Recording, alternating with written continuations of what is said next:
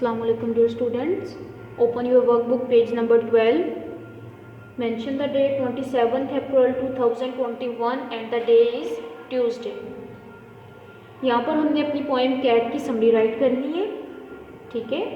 The poem cat is written by Mary Bimiller. The main character of this poem is cat.